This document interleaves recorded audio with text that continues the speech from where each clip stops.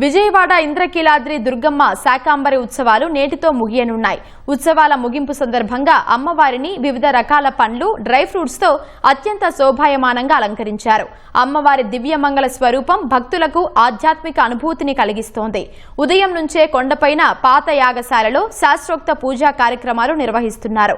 మంగళకరమైన మహాపూర్ణాహుతి, కలశోద్వాసన, మార్జనము ప్రసాద వితరణ కార్యక్రమాలతో ఉత్సవాలు వైభవంగా సమాప్తి కానున్నాయి.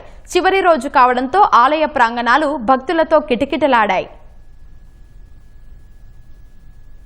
ఈ అమ్మవారికి మేమందరం కూడా తెలుగు రాష్ట్రాలు 2 రాష్ట్రాల్లో ఉన్నటువంటి శ్రీశక్తి సేవా ట్రస్ట్ తరపు నుంచి సుమారు 80 మంది మహిళా బృందం అంతా కూడా ఇక్కడికి చేరుకుని అమ్మవారి శాకాంబరి ఉత్సవాల్లో చివరి రోజు గురు పౌర్ణిమ విశిష్టత ఉన్నటువంటి ఈ రోజున అమ్మవారికి ఆషాఢసారి సమర్పించుకున్నాము. ఇలాంటి విశేషాల్లో ఉత్సవాల్లో పాల్గొని ముందు తరాలకు మన సనాతన సాంప్రదాయం యొక్క విశిష్టతను, మన పరంపరను, అంటే ఈ ఆచారాలు, ఈ సాంప్రదాయాలు ఎందుకు పాటించాలి అన్నది ముందు తరాలకి తెలియచేసే ఇలాంటి విశేష వేడుకల్లో ప్రతి ఒక్కరూ కూడా భాగస్వాములు కావాలని మనస్ఫూర్తిగా కోరుకుంటూ మేము అమ్మవారికి సారే సమర్పించుకోవడానికి కోసం వచ్చాము. మేము సారే పెట్టడానికి వచ్చినప్పుడు అరేంజ్మెంట్స్ కానీ మాకు చాలా చక్కగా మాకు సపోర్ట్ చేశారు. చాలా బాగుంది అమ్మవారి శాకాంబరి కానీ ప్రతి ఒక్కటి కూడా చాలా బాగా జరిగింది. సో మేము ఈ కన్నుల పండుగ శాకాంబరి ఉత్సవాల్లో అమ్మవారికి సారి సమర్పించుకోవడం, శ్రీశక్తి ట్రస్ట్ నుంచి రావడము చాలా అదృష్టంగా భావిస్తున్నామండి.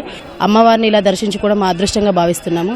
ముఖ్యంగా ఈ సేవా ట్రస్ట్ ద్వారా మేము రావడం చాలా చాలా సంతోషంగా ఉంది. అమ్మవారి అలంకరణ చూస్తే చాలా సంతోషంగా అనిపించింది. డ్రై ఫ్రూట్స్ అవన్నీ చూడడానికి అమ్మవారు చాలా అందంగా ఉన్నారు. మాకు ఈ శారీ తీసుకురావడం ఇలా చాలా అదృష్టంగా భావిస్తున్నాం. చాలా బాగుంది. నేనైతే ఇది ఫస్ట్ టైం రావడం, నా చిన్నప్పటికెళ్ళి నేను ఇదే ఫస్ట్ టైం రావడం. దీంతో నేను ఫస్ట్ టైం వచ్చి చూశాను. బాగుంది అమ్మవారు.